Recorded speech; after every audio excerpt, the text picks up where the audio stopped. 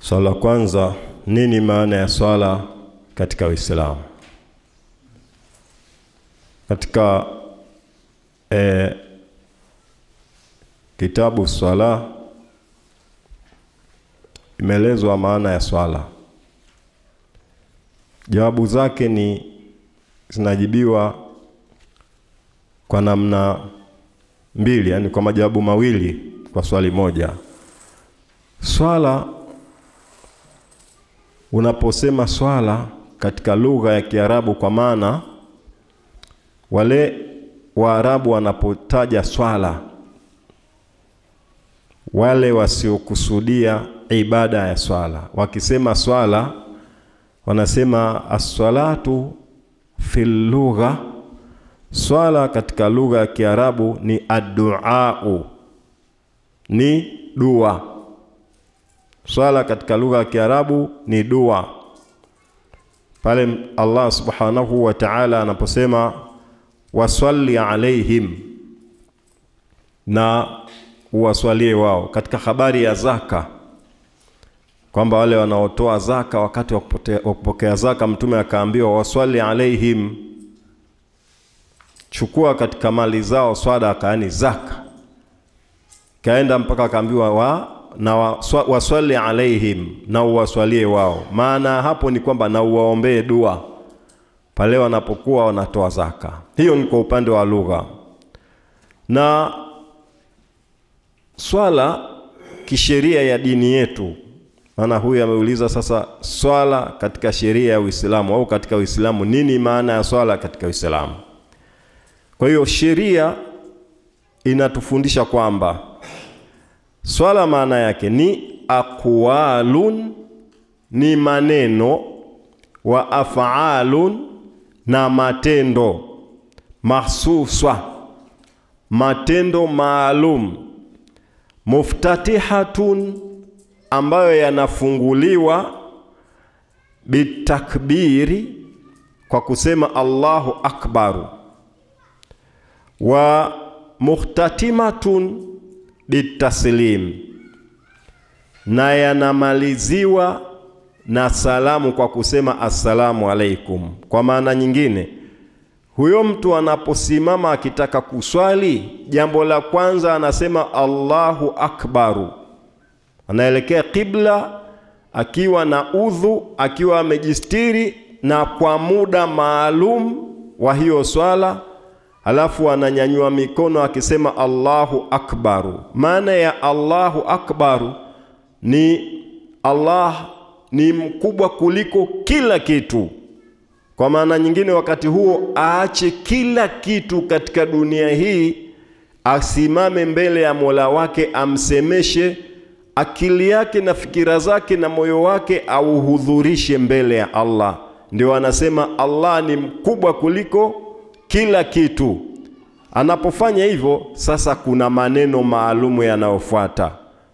Atasoma dua inaitwa duaul iftitahi, dua ya kufungulia swala, wajhatu wajhiya, mpaka mwisho. Akimaliza atasema a'udhu billahi minashaitani rajim, kwa moyo tu bila kusikika. Halafu atasema bismillahirrahmanirrahim bila kusikika. Halafu atasema alhamdulillahi rabbil alamin, mpaka mwisho. Inaitwa suratul Fatiha. Akimaliza atasoma kile chochote alichokihifadhi katika kichwa chake miongoni mwa aya za Qur'ani. Akimaliza hapo atainama, inaitwa kurukuu. Ndio maana asema ni maneno maalum na matendo maalum yenye kuanzishwa kwa takbira kwa kusema Allahu akbar, na kumalizwa kwa taslimu kwa kusema assalamu alaikum. Akiinama atasema anayoyasema, halafu anatoka, hiyo inaitwa rukuu. Akitoka katika rukuu atakwenda, atasimama tena, inaitwa itidal. Atasema maneno mengine, matendo maalum na maneno maalum. Halafu ataporomoka, atafika chini, kunaitwa kusujudu. Ataweka uso wake hapo chini. Nini maana ya kuweka uso chini? Kusujudu, ambako ndiko walikofanya manabii wote, na ndicho kitendo alichotakiwa Ibilisi kukifanya, kumsujudia Adam kwa kumpa heshima. Si sijidatu taabud, sijidatu yani ihtiraman, ni sijida ya kumpa heshima yake, sio sijida ya kumwabudu. Maana anayefaa kusujudiwa ni Allah peke yake. Na tunasoma hata katika maandiko ya zamani kwamba Nabii Isa aliambiwa na shetani, nisujudie, nitakutoa hapa nikupeleke sehemu fulani. Akamwambia, kwenda, umelaaniwa, imeandikwa msujudie Bwana Mungu wako tu, na maneno mengine katika vitabu vingine. Kwa hiyo sijida ni kuweka paji la uso hapo chini. Kwa nini tunaweka paji la uso hapo chini, ndugu zanguni? Paji la uso au huu uso ndio sehemu ambayo mwanadamu anaiheshimu zaidi kuliko sehemu nyingine katika mwili wake, na ndio sehemu ya uzuri wake, na ndio sehemu inayopambanua kwamba huyu ni mweupe, ni mweusi au ni vipi. Ndio sehemu yenye kuonyesha ana furaha au amechukia. Ndio sehemu ambayo ya kuonyesha uzuri wake anapofika pahali, na hata ndio sehemu inayopambwa ili mtu aonekane mzuri. Hiyo sehemu ambayo ndio unaithamini zaidi utaiweka maudhi'ul qadam, sehemu unayokanyaga kwa mguu. Uiweke chini ile sehemu ambayo unakanyaga kwa mguu. Mguu unakanyaga sehemu mbalimbali. Unaona Sasa hapo ambapo unakanyaga kwa mguu, uweke uso wako. Kile unachokithamini zaidi kiweke chini, kumtukuza Mola wako, kuonyesha kwamba pamoja na uzuri wangu na utukufu wangu na cheo changu, na hiki ninachokithamini zaidi ambacho ni uso wangu, na kiweka hapa chini kwa ajili ya kutii amri ya Mola wangu. Ndio maana yule ambaye uso wake, kichwa chake ni kizito kukiweka hapo chini, anatoka katika Uislamu. Na ndio sababu ya Ibilisi kulaaniwa kwa kukataa tu kufanya jambo hilo, tena yeye si kwa Allah, kwa kiumbe mwingine, kumpa tu heshima. Fama balu nahnu, je, sisi ambao tunakataa kuweka vichwa vyetu, nyuso zetu kwa ajili ya Allah hapo chini. Kwa hiyo hili ni jambo zito. Sasa hii inaitwa sijida. Hapo katika sijida utasoma maneno fulani, ukisema subhana rabbiyal a'la, ametakasika Mola, ametakasika Allah ambaye ndiye Mungu aliye juu, ndiye muumba mtukufu aliye juu, mwenye kuumba kila kitu. Unasema maneno hayo hapo. Ukifanya hivyo mpaka mwisho, halafu unaamka, unakaa kidogo, inaitwa kikao kati ya sijida mbili, halafu unarudia tena katika sijida nyingine mpaka umalize rakaa 2 au 3 au 4. Hiyo inaitwa swala. Ukishamaliza kuna kikao cha mwisho, unakaa unasoma, kuna maneno yanaitwa tashahudi, unasoma, unamaliza, halafu unamswalia mtume, unasoma na dua. Ndio maana tumesema ni maneno na matendo maalum, yanaanzwa kwa takbir.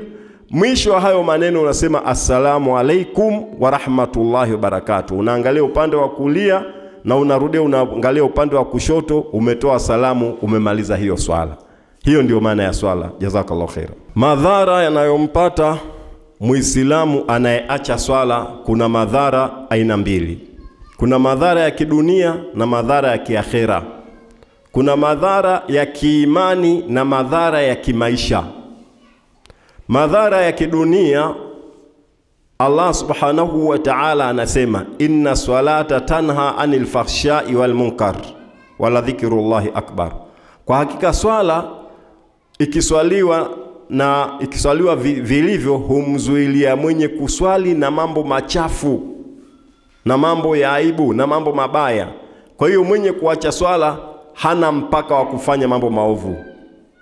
Hana mpaka wa kufanya mambo maovu. Na madhara ya kiakhera ni kwamba mwenye kuacha swala huko baada ya kufa, itakuwa swali la kwanza atakaloulizwa mja ni swala. Ikiwa itakutwa swala hiyo ameiswali vizuri, ameitimiza, basi swala hiyo itakubaliwa na matendo yake mengine. Ikiwa haitotimia, maana ameiacha huku duniani, basi hatokubaliwa hata kama ameswali baadhi ya swala, na kikataliwa swala na matendo yake mengine yote hayakubaliwi. Kwa madhara ni makubwa mno. Madhara ni makubwa mno. Haya ni kwa ufupi tu ya kidunia na kiakhera.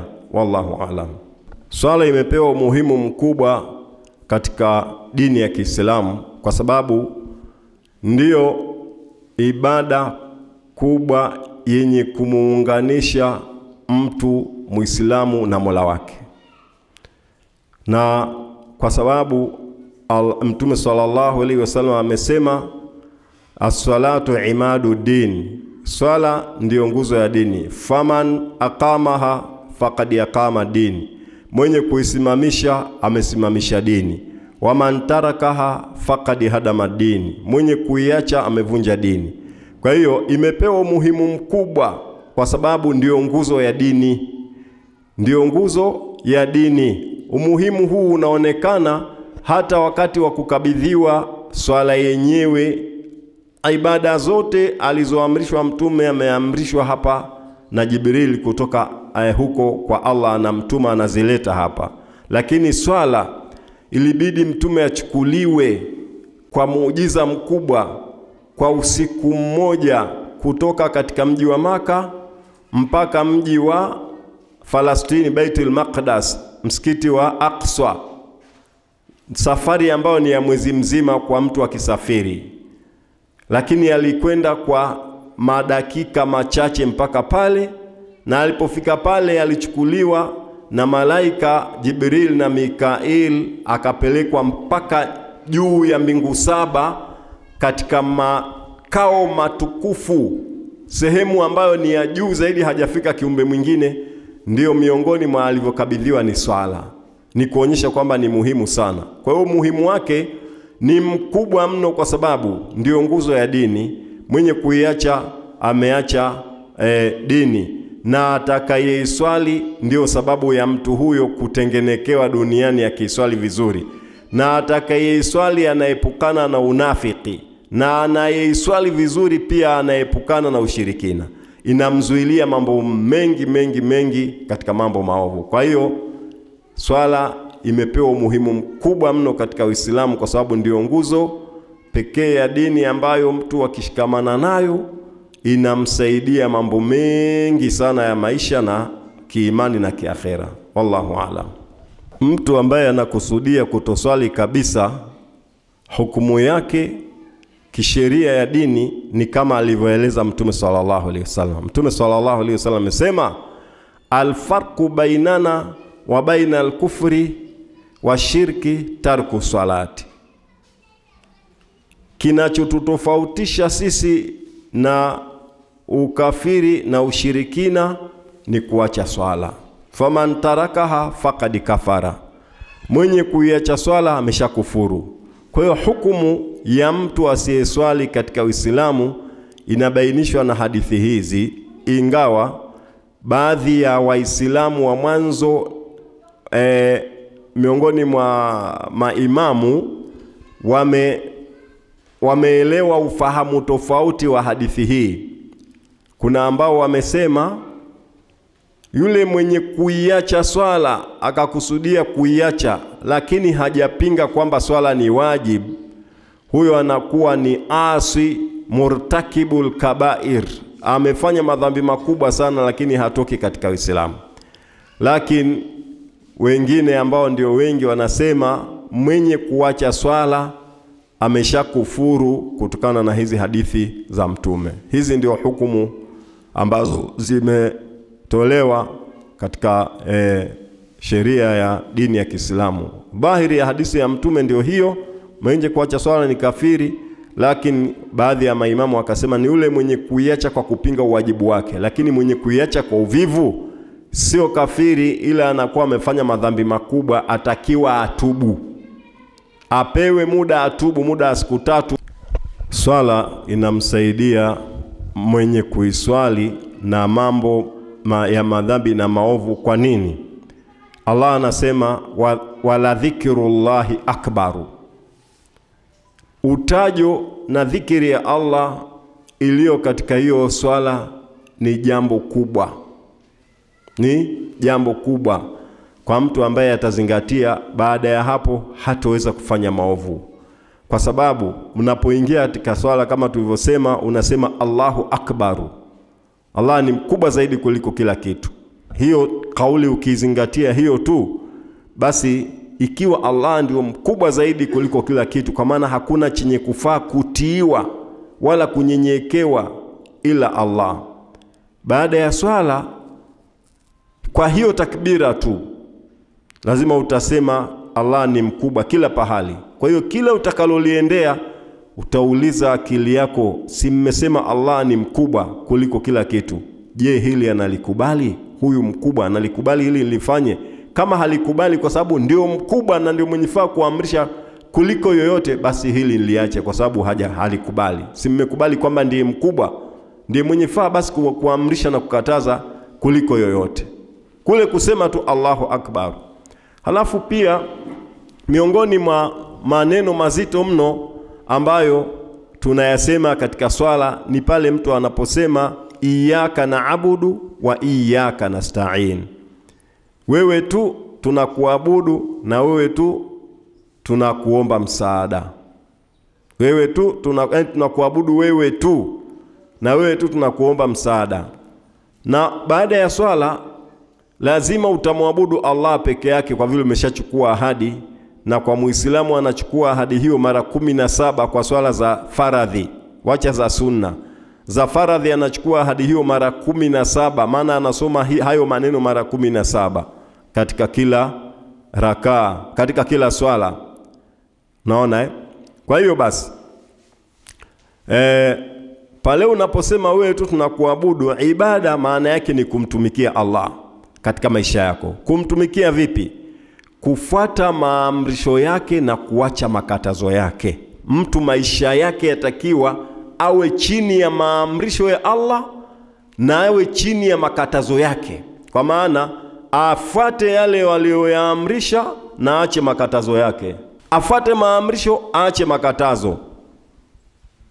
Akiishi katika hali hiyo, huko ndio kumwabudu Allah. Sasa umemwambia Allah, wewe tu tunakuabudu na wewe tu tunakuomba msaada. Unasema hivyo asubuhi mara 2 katika swala ya faradhi. Unapotoka nje huwezi kuvunja jambo hilo. Ukilivunja itakuwa unasuta nafsi yako. Unamwahidi Allah jambo na unamwambia kwamba wewe tu tunakuabudu, alafu ukitoka unamwasi, unaabudu vingine. Kuabudu vingine ni vipi? Ni utakapofuata amri inayokwenda kinyume cha amri ya Allah. Hicho unachokitii wakati huo unakiabudu. Unarudi mchana adhuhuri, unasema tena maneno hayo mara 4. Halafu ukitoka muda huu uende uko nje tena ufanye maasi, lazima nafsi yako ikusute. Tulishamwambia Allah kwamba nakuabudu wewe tu. Nimekuambia wewe tu ni mkubwa. Sasa haya mambo, hili je analitaka? Je, hili ni ibada? Lazima kila pahali utakuwa unajiuliza. Kila kipengele cha maisha unachokiendea na tendo lolote unaloliendea, lazima utajiuliza kwamba mmesema Allah ni mkubwa kuliko kila kitu. Mmemwambia Allah wewe tu nakuabudu. Je, hili ndio aliloliamrisha? Kwa hiyo kila tendo utakalofanya lazima utajiuliza kwamba hii Allah anaikubali au haikubali. Na pia unaambiwa kila tendo unalofanya useme bismillah. Kila unalofanya useme bismillah. Hasa hata ukitaka kuendea maasi, ukikumbuka ile bismillah lazima utaacha. Itakurudisha katika ile ibada. Kwa hiyo inamzuilia mtu na machafu swala kwa njia hiyo. Hayo nimeeleza tu kwa ufupi. Wa billahi tawfik. Wassalamu alaikum warahmatullahi wabarakatuh.